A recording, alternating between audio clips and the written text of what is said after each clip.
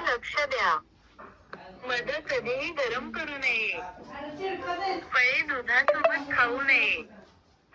दुधासोबत कधीही खारट पदार्थ खाऊ नये.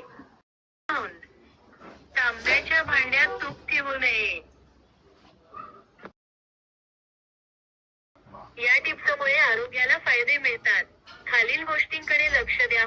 मध गरम करू नये. फळे दुधासोबत खाऊ नयेत.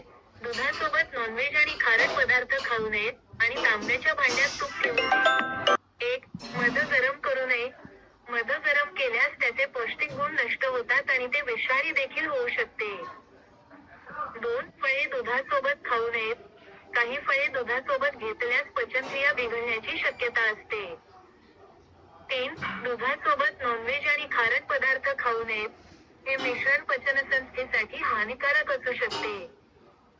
आणि 4. तांब्याच्या भांड्यात तूप ठेवू नये. तांब्याच्या भांड्यात तूप ठेवल्यास ते खराब होऊ शकते आणि आरोग्यासाठी हानिकारक ठरू शकते.